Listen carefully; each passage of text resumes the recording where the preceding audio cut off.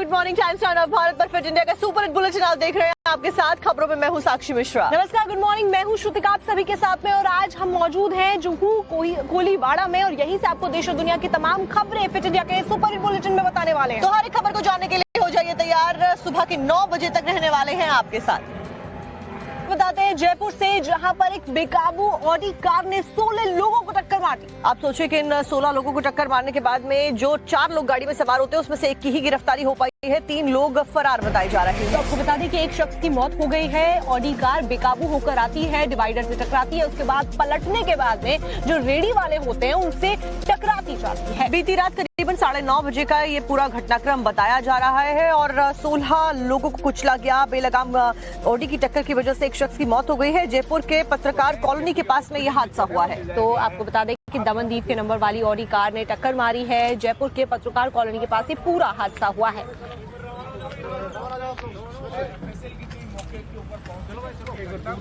DCP राष्ट्रीय मेरे साथ हैं। सर, जिस तरीके से दर्दनाक ये हादसा हुआ, काफी तेज रफ्तार में वो ऑडी कार बताई जा रही थी, कितने लोगों को उसने टक्कर मारी, किस तरीके से पूरा घटनाक्रम हुआ, हादसा हुआ, बताएं। ये ऑडी कार जो है वंदे मातरम रोड से इधर खरबा सर्कल की तरफ आ रही थी और यहाँ पर ओवर स्पीडिंग की वजह से असंतुलित होकर यहाँ जो सर्कल पे जो ठेले लगे थे उनसे जाकर टकरा गई। अभी तक एक कैजुअल्टी है और करीब 12 लोग इंजर्ड है। जो हमारे पास लेटेस्ट अभी जो इनपुट आया है, अभी सब आउट ऑफ डेंजर है, कोई ऐसा क्रिटिकल नहीं है। गाड़ी में 4 लोग थे, एक को हमने डिटेन कर लिया है, बाकी 3 को भी हमने चिन्हित कर लिया है, जल्दी उन्हें भी ले आएंगे। जयपुर के खरबा सर्कल पर हुआ सड़क हादसा कितना भयावह था, उसका अंदाज आप इन विजुअल से लगाइए कि जब तेज रफ्तार ऑडी कार आकर यहाँ खड़े ठेलों में टकराई, उसके बाद ठेले के हालात देखेंगे कि 2 टुकड़े हो गए। गाड़ी के टायर इस तरफ खड़े हैं तो वहीं जो फलूदा का सेंटर था वो ठेला आपको आगे नजर आएगा, जो कि इस पेड़ के पीछे। दरअसल जब ये गाड़ी आकर इस पेड़ में टकराई तो पेड़ भी उखड़ गया है। काफी भारी और वजनी ये पेड़ है, लेकिन बावजूद इसके ये पेड़ टूट चुका है। इससे आप अंदाज लगा सकते हैं कि गाड़ी की रफ्तार क्या होगी और किस कदर आतंक इस ऑडी कार ने मचाया होगा और लोगों को कितनी तकलीफ हुई। इसकी तस्वीर आप देखेंगे कि तमाम जो गाड़ी के पार्ट्स हैं वो सड़क पर बिखरे हुए आपको नजर आ रहे हैं कि लग्जरी कार ऑडी के तमाम जो पार्ट्स हैं वो भी टूटकर यहां पर सड़क पर पड़े हुए हैं। और काफी तेज रफ्तार में ये कार थी, जिसके चलते यहां मौजूद जितने भी मजदूर थे, लोग थे, उनको भी काफी तकलीफ हुई है और उनके भी चप्पल जूते भी यहां पर आपको बिखरे हुए नजर आएंगे। तो वहीं उस दौरान तमाम लोग भोजन कर रहे थे। ये दाल बट्टी चूरमा का स्टॉल था जहां पर उस ऑडी कार ने आतंक मचाया, जिसमें एक व्यक्ति की दर्दनाक मौत हुई है तो वहीं करीब 15 लोग घायल हैं, जो कि जिंदगी और मौत से जंग लड़ रहे हैं। कैमरा पर्सन दिनेश के साथ लखवीर सिंह शेखावत, टाइम्स नाउ, जयपुर। मैं पेमेंट कर रहा था, मेरे 2 आदमी उठ गए थे, मैं उठ गया था। चौथा आदमी मेरा खाना खा रहा था। खरबाज सर्किल की बात है और सामने से ऑडी कार आ रही थी, मैं पेमेंट ही दे रहा था और सीधा उससे गाड़ी कवर नहीं हुई। कम से कम 150 से ऊपर गाड़ी थी, नीचे नहीं थी। अच्छा, काफी तेज रफ्तार में थी वो गाड़ी? बहुत ज्यादा तेज, मेरी खुद की आंखें बंद हो गई थी। मैं 4 उंगल बचा हूँ। अच्छा, और ठेला मेरे सामने से गया है। अच्छा, काफी ठेले भी खड़े थे वहाँ पे? जिस ठेले पे हम खाना खा रहे थे उससे पहले सूप वाला ठेला था। जब टक्कर मारी उस ऑडी कार ने तो सिर्फ एक व्यक्ति को टक्कर मारी है, काफी लोगों को टक्कर? कम से कम 18 से 20 लोग थे जो उड़ा दिए उसने। अच्छा, हाँ सर। और अगली बड़ी खबर आपको लखनऊ के केजीएमयू रेप धर्मांतरण मामले से जुड़ी हुई अपडेट में बताते हैं, जहां पर जो आरोपी है उसको लेकर ये जानकारी मिली है। लखनऊ चौकी पुलिस ने डॉक्टर रमीज को गिरफ्तार किया है। तो आपको बता दें कि रमीज काफी वक्त से फरार चल रहा था। उसके ऊपर आरोप है कि एक हिंदू डॉक्टर का, रेजिडेंट डॉक्टर का उसने रेप किया, उसके ऊपर धर्मांतरण का आरोप लगाया। इसके आरोप रमीज के ऊपर थे। अब ऐसे में पुलिस ने रमीज को गिरफ्तार कर लिया है। डॉक्टर ने दिसंबर 2025 में डॉक्टर रमीज पर रेप और धर्मांतरण का दबाव बनाने का आरोप लगाया था, तभी से मरीज फरार बताया जा रहा था। पुलिस ने धर्मांतरण की साजिश में शामिल होने के आरोप में रमीज के माता पिता को पहले ही गिरफ्तार कर जेल भेज दिया है। मुख्य अभियुक्त रमजुद्दीन, जो कि न्यूलिया जनपद पीलीभीत का रहने वाला था, वो फरार चल रहा था। उस पर 50,000 रुपये का इनाम घोषित था। आज 9 जनवरी 2026 को मुखबिर की सूचना और सर्विलांस के माध्यम से ये पता चला कि आज वो अपने यहाँ पर एक किराए के घर में जो कि बंद है, उसमें कुछ सामान निकालने आया है और साथ ही न्यायालय में हाजिर होने की फिराक में है। इस सूचना पर डीसीपी पश्चिम की सर्विलांस टीम और इंस्पेक्टर चौक की टीम ने उसको गिरफ्तार किया और उसको न्यायिक परीक्षा में भेज दिया। खबर आपको बताते हैं महाराष्ट्र के सोलापुर से, जहां पर असदुद्दीन ओवैसी की रैली चल रही थी और इस दौरान उन्होंने हिजाब को लेकर बयान दिया है। साथ साथ उन्होंने कहा कि हमारा जो संविधान है वो किसी को भी पीएम बनने की इजाजत देता है। महाराष्ट्र में रैली के दौरान ओवैसी के द्वारा ये कहा गया, निकाय चुनाव के प्रचार में ओवैसी ने बयान दिया। तो आपको बता दें कि ओवैसी की तरफ से बात कही गई कि एक दिन हिजाब वाली महिला देश की प्रधानमंत्री बनेगी और ऐसा हो सकता है। इसी के साथ वो कहते हुए नजर आए, संविधान किसी को भी पीएम बनने की इजाजत देता है। आपको सुनवाते हैं कि क्या कुछ कहा गया है। पाकिस्तान के संविधान में लिखा हुआ है कि सिर्फ एक ही मजहब का आदमी पाकिस्तान का प्राइम मिनिस्टर या सदर बन सकता है। बाबा साहिब अम्बेडकर का जो संविधान है वो ये कह सकता है कि कोई भी भारत का नागरिक वजीर आजम बन सकता है, सदर जमहूरिया बन सकता है, चीफ मिनिस्टर बन सकता है, मेयर बन सकता है। और असदुद्दीन ओवैसी का ख्वाब यह है कि एक दिन आएगा इस देश में इंशाअल्लाह ताला, शायद हम और आप नहीं रहेंगे, पर देखना एक हिजाब पहनने वाली बेटी इस देश की वजीर आजम बनेगी इंशाअल्लाह ताला। नॉनवेज की बिक्री पर पूर्ण रूप से रोक लगा दी गई है। दरअसल पंचकोसी की जो परिक्रमा है उसके पास में डिलीवरी तक के ऊपर रोक लगा दी गई है और धार्मिक आस्था और संस्कृति को देखते हुए ये सब कुछ किया गया है।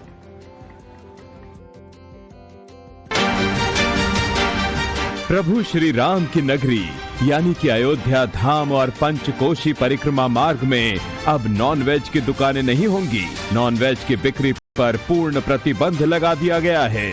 इतना ही नहीं, इलाके में ऑनलाइन भी नॉनवेज नहीं बिकेगा। यह आदेश होटल, ढाबे, दुकानों के साथ साथ ऑनलाइन फूड डिलीवरी कंपनियों पर भी लागू होगा। नियम तोड़ने वालों के खिलाफ सख्त कानूनी कार्रवाई की चेतावनी दी गई है। राम मंदिर और उसके आसपास के क्षेत्रों में नॉन वेज की बिक्री पर पहले से ही प्रतिबंध है, लेकिन कुछ होटल, गेस्ट हाउस और होम स्टे इसका पालन नहीं कर रहे थे। शिकायतें मिली थी कि पर्यटकों को ऑनलाइन माध्यम से नॉन वेज भोजन मंगाकर परोसा जा रहा है, जिसके बाद ऑनलाइन नॉन वेज डिलीवरी पर भी प्रतिबंध लगाया गया है। सभी होटल, दुकानदार और डिलीवरी कंपनियों को आदेश की जानकारी दी गई है। अब आपको बताते हैं, सोमनाथ व ममता बनर्जी की तरफ से सीधा हमला बोला गया और ममता बनर्जी ने ये सीधा हमला डायरेक्टली बोला है गृह मंत्री अमित शाह के ऊपर, जिसके बाद में राजनीति में कैसे एक पेन ड्राइव की एंट्री हो जाती है। आपको दिखाते हैं पूरी खबर। पश्चिम बंगाल में अभी विधानसभा चुनाव का ऐलान भी नहीं हुआ है, लेकिन उससे पहले बंगाल का सियासी पारा हाई है। गुरुवार को जब टीएमसी के पॉलिटिकल कंसल्टेंट, आईपीएसी के ऑफिस और निदेशक प्रतीक जैन के ठिकानों पर छापेमारी हुई, तो उसके विरोध में शुक्रवार को सूबे की मुखिया यानी सीएम ममता बनर्जी कोलकाता की सड़कों पर उतर आईं। इस दौरान दीदी ने मोदी सरकार पर जमकर हमला बोला। मुख्यमंत्री ममता ने केंद्र पर एजेंसियों के दुरुपयोग का आरोप लगाया। इतना ही नहीं, सीएम ममता ने डायरेक्ट गृह मंत्री अमित शाह को ही सियासी चेतावनी दे डाली। मेरे पास एक पेन ड्राइव है, मैं जिस पद पर हूं उसकी इज्जत करते हुए अभी तक चुप हूं। अगर मुझ पर और मेरी सरकार पर हद से ज्यादा दबाव डाला गया तो मैं केंद्रीय गृह मंत्री अमित शाह के खिलाफ पेन ड्राइव जारी कर दूंगी। पूरा देश हैरान हो जाएगा। मुझे छेड़ोगे तो मैं छोड़ूंगी नहीं। मुख्यमंत्री ममता बनर्जी यहीं पर नहीं रुकी। उन्होंने छापे को राजनीति से प्रेरित बता दिया और कहा कि बंगाल की जनता इसका जवाब चुनाव में बीजेपी को देगी। सीएम ममता बनर्जी के इस तीखे हमले का जवाब बीजेपी की तरफ से भी आया। पार्टी की तरफ से रविशंकर प्रसाद ने ममता के आरोपों का जवाब दिया। रविशंकर प्रसाद ने साफ साफ कहा कि दफ्तर में कुछ तो गड़बड़ी थी, जिसकी वजह से ईडी की छापेमारी हुई। उनका आचरण नहीं अमर्यादित, असंवैधानिक, शर्मनाक है, लेकिन लोकतांत्रिक मर्यादाओं का उन्होंने तार तार कर दिया है। ममता बनर्जी सारे नियमों, कानून, लोकतांत्रिक मर्यादा को तार तार करके गई हैं, तो वहां कुछ बहुत सेंसिटिव था जिसको निकालना जरूरी था।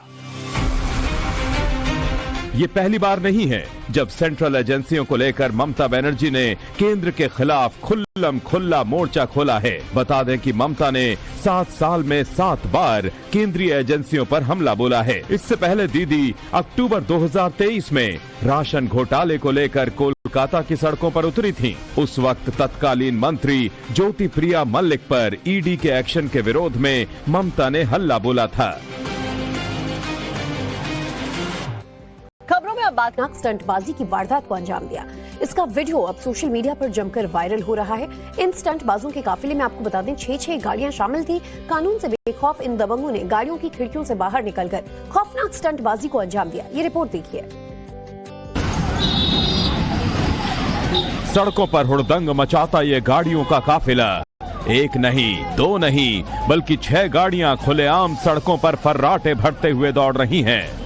ना कानून का खौफ और ना जान जाने का डर। ये दबंग खुलेआम कानून को ताक पर रखकर तेज रफ्तार में दौड़ रही गाड़ियों की खिड़कियों से निकलकर जानलेवा स्टंटबाजी को अंजाम दे रहे हैं।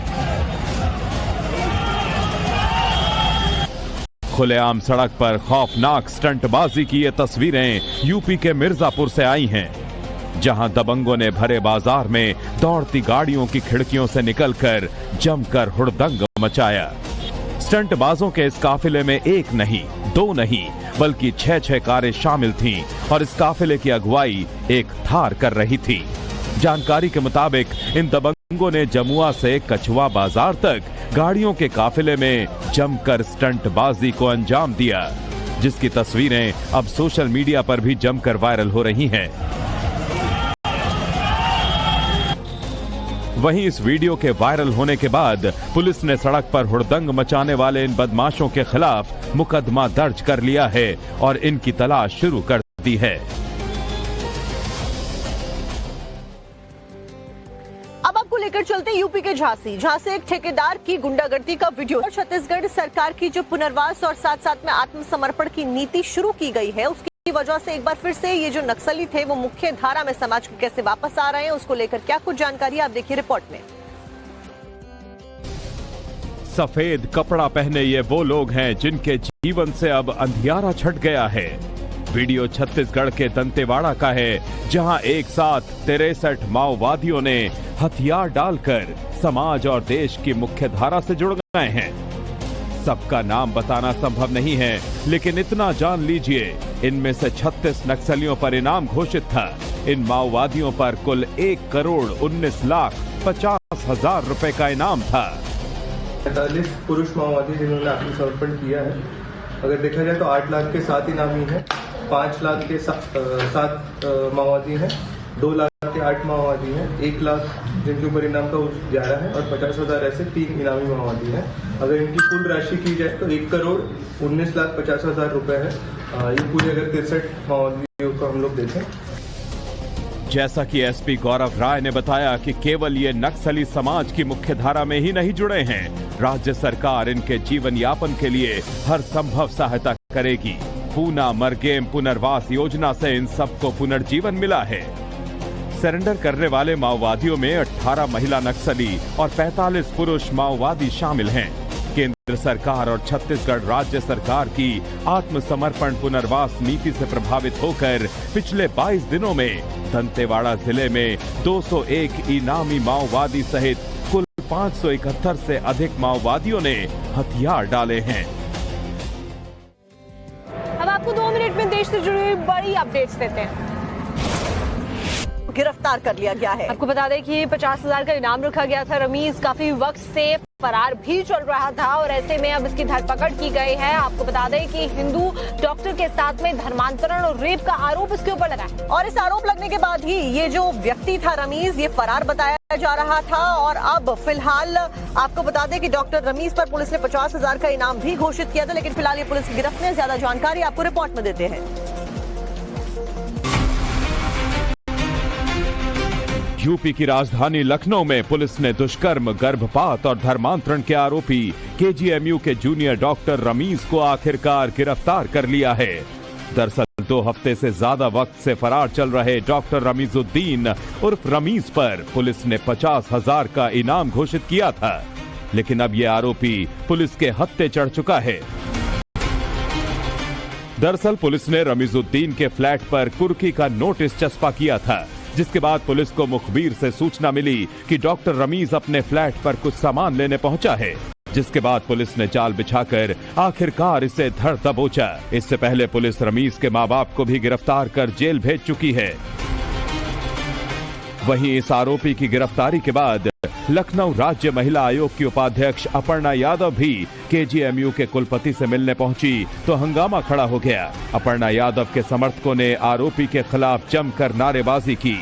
वहीं केजीएमयू का दावा है कि अपर्णा यादव बिना सूचना के अपने समर्थकों के साथ वीसी से मिलने पहुंची थी, जिसके बाद आरोप है कि वीसी से मुलाकात न होने के चलते अपर्णा यादव के समर्थकों ने जमकर बवाल काटा और कुलपति के ऑफिस में तोड़फोड़ और नारेबाजी भी की।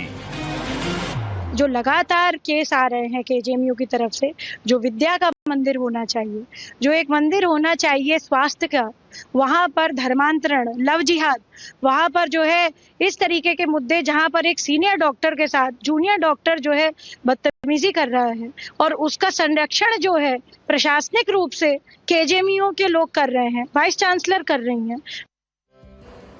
बड़ी खबर आपको बताते हैं जो कि मध्य प्रदेश से आ रही है, जहां पर एक नाबालिग लड़की के साथ में छेड़छाड़ की जाती है और जो लड़की का परिवार है वो आरोपी के घर वालों के ऊपर हमला बोल देता है, जिसमें उसके पिता की मौत हो जाती है, जिसके बाद से हिंदू संगठन आक्रोशित नजर आ रहे हैं।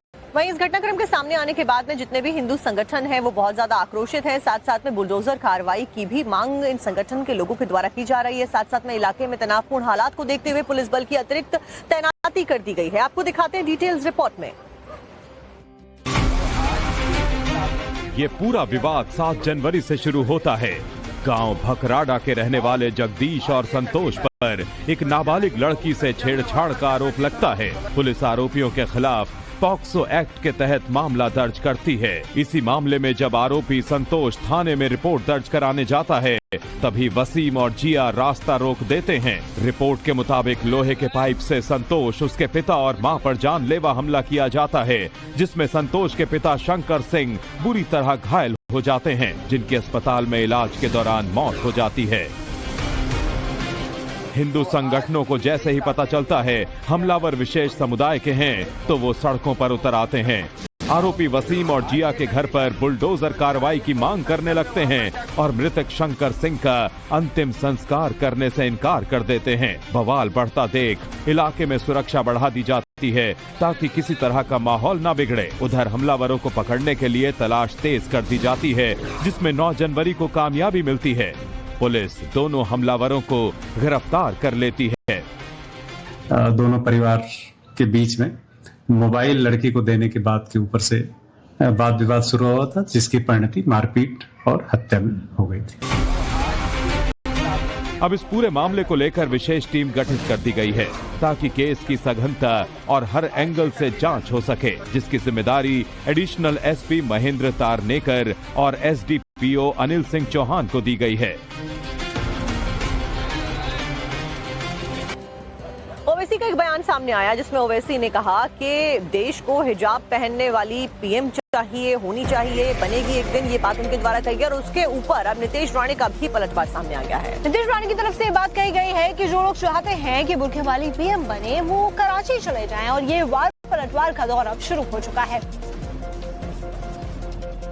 पाकिस्तान के संविधान में लिखा हुआ है कि सिर्फ एक ही मजहब का आदमी पाकिस्तान का प्राइम मिनिस्टर या सदर बन सकता है, बाबा साहिब अम्बेडकर का जो संविधान है वो ये कह सकता है कि कोई भी भारत का नागरिक वजीर आजम बन सकता है, सदर जमहूरिया बन सकता है, चीफ मिनिस्टर बन सकता है, मेयर बन सकता है। और असदुद्दीन ओवैसी का ख्वाब यह है कि एक दिन आएगा इस देश में इंशाअल्लाह ताला, शायद हम और आप नहीं रहेंगे, पर देखना एक हिजाब पहनने वाली बेटी इस देश की वजीर आजम बनेगी इंशाअल्लाह ताला। इस तरीके की हिम्मत ये असदुद्दीन ओवैसी हमारे हिंदू राष्ट्र में करे नहीं। ये हमारा हिंदू राष्ट्र है, 90% लोग यहाँ हिंदू रहते हैं। हिजाब डालने वाले और बुर्का पहनने वाले महिला कोई भी ना पंतप्रधान बनेगी ना मुंबई की महापौर मेयर बनेगी। जिसको पंतप्रधान और महापौर मेयर बनना है वो चला जाए आप इस्लामाबाद कराची में, इधर उनकी कोई जगह नहीं है। चाहिए तो वो बुरखे वाले और हिजाब वाले पहनने वाले के साथ हम लोग उसी इसमें ओवैसी को भी बिठाएंगे और यहाँ से भगा देंगे। सोलापुर की रैली में 15 जनवरी की वोटिंग को लेकर असदुद्दीन ओवैसी ने अनोखे अंदाज में अपने समर्थकों से अपील की है। अपील के साथ साथ में उन्होंने जो शादीशुदा वोटर्स थे उनको क्या कुछ करना चाहिए ये भी बताया। आपको सुनवाते हैं। सुनो, 15 तारीख के दिन हमारे जो लोग शादीशुदा है, पहला काम ये करना कि अपनी बेगम को बोलना my dear come will go in out. तो पहले अपने वाइफ के साथ, अपने माँ बाप के साथ लेके जाइए। नौजवानों, उस दिन वोट डालना खाली मोटरसाइकिल पे डाल के रे क्या हो रहा नहीं। नौजवान अगर निकला 15 के दिन तो क्या बोलना, बस जहां देखे उन्हें भी देख के बोलता यार। अब आपको मेरठ के सरधना लेकर चलते हैं, जहां से एक दिल दिला देने वाली घटना सामने आई है। दरअसल एक खेत में जा रही महिला को हथियार के दम पर पहले धमकाया जाता है, उसके बाद उसकी हत्या कर दी जाती है, जिसके बाद में पूरे इलाके में सनसनी फैल गई है। इसके बाद से ही नेताओं का हुजूम भी यहां पर उमड़ पड़ा है और उनकी तरफ से मांग की जा रही है। न्याय को लेकर क्या क्या तस्वीरें सामने आई हैं, आपको रिपोर्ट दिखाते हैं। यूपी के मेरठ में मां की हत्या कर युवती के अपहरण का मामला अब धीरे धीरे राजनीतिक रंग लेता जा रहा है। दरअसल हत्याकांड और किडनैपिंग के 24 से ज्यादा घंटे बीत जाने के बावजूद अब तक पुलिस के हाथ खाली हैं और इलाके में नेताओं का जमावड़ा लगा हुआ है। दरअसल पूरा मामला मेरठ के सरधना का है, जहां कपसाड़ गांव में खेत जाने के दौरान बदमाशों ने एक मां बेटी पर धारदार हथियार से हमला किया, जिसमें मां की मौत हो गई और बदमाश युवती का अपहरण कर फरार हो गए। जिसके बाद इलाके में मातम पसर गया और महिला की मौत के बाद परिवार ने आरोपियों की गिरफ्तारी और लड़की की बरामदगी से पहले महिला का अंतिम संस्कार करने से इनकार कर दिया। वहीं इस घटना के बाद इलाके में नेताओं का हुजूम उमड़ रहा है। पूर्व केंद्रीय मंत्री संजीव बालियान और बीजेपी के पूर्व विधायक संगीत सोम ने भी पीड़ित परिवार से मुलाकात की है। इस तरह की घटनाएं कि पूरे पश्चिम उत्तर प्रदेश को झकझोर दिया इस घटना ने। सख्त कार्रवाई हो, पीड़ित परिवार की मदद हो। जो सब लोग यहाँ आए हुए सबका यही इच्छा है। अभी बात हुई है, प्रशासन मदद भी कर रहा है और कुछ समय मांगा है लड़की की बरामदगी के लिए। देखिए, जिस तरीके की ये घटना हुई है, ये निंदनीय घटना है और इतनी खराब घटना है कि ये हमारे ऊपर एक कलंक है। ये सरधना क्षेत्र के ऊपर कलंक है, हमारे कपसाड़ गांव के ऊपर कलंक है। जी हाँ, हमारे गांव में ये बेटी किसी और की नहीं है, हमारी अपनी बेटी है। जो बेटी के साथ हुआ है, जो हत्या हुई है, मैं दावे के साथ आपको कहता हूं कि ये कोई और नहीं। इसके अलावा विपक्ष इस घटना को लेकर लगातार सरकार को घेर रहा है। विपक्ष की मांग है कि पीड़ित परिवार को 50 लाख रुपए मुआवजा, सरकारी नौकरी और सुरक्षा दी जाए। वहीं फिलहाल आरोपियों की तलाश में पुलिस की 10 टीमें अलग अलग जिलों में दबिश दे रही हैं और पुलिस का कहना है कि जल्द ही आरोपियों को गिरफ्तार भी कर लिया जाएगा। अब तक आपने देखा होगा कि फूड डिपार्टमेंट जो होता है वो क्वालिटी चेक्स करता है और उसके बाद में सर्टिफिकेशन रेस्टोरेंट या दुकानों को देता है। अब हम खबर आपको अयोध्या से बताने वाले हैं, क्योंकि फूड सेफ्टी डिपार्टमेंट के जो ऑफिसर्स हैं उनको यहाँ पर एक नई जिम्मेदारी मिली है, जहाँ पर रामलला को चढ़ने वाला भोग का जो प्रसाद होता है वो भी अब इनके अंडर आ गया है चेकिंग के लिए। आपको दिखाते हैं पूरी खबर डिटेल के साथ। रामलला को रोज चढ़ाए जाने वाले भोग प्रसाद की जांच अब फरवरी महीने से खाद्य सुरक्षा विभाग करेगा। ये जांच FSSAI के मानकों के अनुसार की जाएगी। जिस रसोई में भोग प्रसाद बनाया जाएगा उसकी जांच के लिए दिल्ली से विशेष टीम आएगी। ये शुद्धता की जांच कर सर्टिफिकेट देगी। इसके लिए श्री राम जन्मभूमि तीर्थ क्षेत्र ट्रस्ट के महासचिव चंपत राय ने अपनी मंजूरी दे दी है। फूड डिपार्टमेंट के डिप्टी कमिश्नर मानिक चंद सिंह ने कहा कि प्रसाद में उपयोग किए जाने वाला सामान, उसकी तैयारियों की प्रक्रिया, स्वच्छता की पूरी गहनता से जांच होगी ताकि प्रसाद स्वास्थ्य मापदंडों के मुताबिक हो, उसकी क्वालिटी में किसी तरह की कमी ना हो। कि भगवान राम को जो भी भोग का प्रसाद अर्पित हो रहा है उसको जो है FSI के द्वारा जो भी टीम इंडिया के द्वारा आएगी जो है दिल्ली से। इसके साथ ही प्रसाद तैयार करने वाले भंडारी यानी रसोइयों की भी हेल्थ जांच कराई जाएगी। ये सुनिश्चित किया जाएगा कि उन्हें किसी प्रकार की स्किन डिजीज या टीबी जैसी संक्रामक बीमारी ना हो। इस पहल का उद्देश्य ये है कि रामलला को अर्पित होने वाला भोग प्रसाद पूरी तरह शुद्ध और सुरक्षित हो। बीती रात जयपुर नगरी में कैसे एक तेज रफ्तार गाड़ी ने आतंक मचाया और उसकी वजह से क्या कुछ हुआ है, आपको दिखाएंगे। पूरे पंजाब के मुख्यमंत्री भगवंत मान की तरफ से डॉक्टर वीडियो को लेकर एक FIR भी दर्ज करा दी गई। वहीं आपको ये भी बता दें कि पंजाब सरकार ने फॉरेंसिक की जो रिपोर्ट सामने आई थी उसके आधार पर आतिशी को क्लीन चिट तो दे दी, लेकिन इसके ऊपर अब कैसे दिल्ली और पंजाब में सियासत गर्मा रही है उसको लेकर क्या कुछ अपडेट है, आप देखिए हमारी रिपोर्ट में। सिख गुरुओं के कथित अपमान मामले में आम आदमी पार्टी कल तक बैकफुट पर दिखाई दे रही थी। अब उस विवाद में नया सियासी ट्विस्ट आ गया है। अब इस मामले में दिल्ली के मंत्री कपिल मिश्रा की मुश्किलें बढ़ने वाली हैं। इकबाल सिंह नाम के शख्स ने कपिल मिश्रा के खिलाफ जालंधर में FIR दर्ज कराई है, जिसमें वीडियो को फर्जी बताया गया है और कहा है कि वीडियो को एडिट कर सोशल मीडिया पर अपलोड किया गया। आतिशी ने ऑडियो में कहीं भी गुरु शब्द नहीं कहा। जालंधर पुलिस के मुताबिक आतिशी ने अपने ऑडियो में गुरु शब्द नहीं बोला है, जैसा कि सोशल मीडिया पर शेयर किए जा रहे वीडियो क्लिप में दिखाया जा रहा है। पुलिस की तरफ से बताया गया कि वीडियो के साथ जानबूझकर छेड़छाड़ की गई है ताकि कैप्शन में ऐसे शब्द शामिल किए जा सकें जो आतिशी ने कभी बोले ही नहीं। सिख गुरु के कथित अपमान का मुद्दा उठा कहां से, इसकी इनसाइड रिपोर्ट बता देते हैं। दरअसल दिल्ली प्रदूषण पर चर्चा की मांग को लेकर विधायकों ने विधानसभा में जबरदस्त हंगामा किया था। इसी हंगामे के दौरान आतिशी माइक बंद होने पर भी सदन में बोल रही थीं। इसका वीडियो शेयर कर उन पर आरोप लगाया गया कि उन्होंने गुरुओं के खिलाफ अपमानजनक और ईश निंदा वाली बातें कही, जिसके बाद से इस मामले ने सियासी तूल पकड़ लिया और अब जालंधर पुलिस ने शिकायत के आधार पर मंत्री कपिल मिश्रा के खिलाफ FIR दर्ज की है।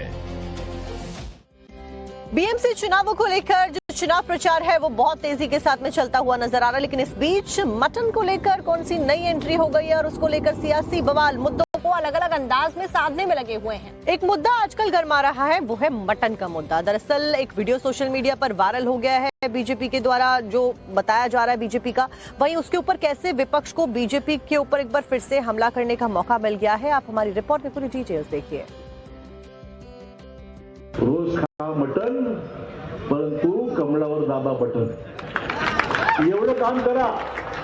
मटन खा घ्या का दुसरे मतदान दुसरीकडे असं काय भांडण, असं हे काय मटन देणार नाही।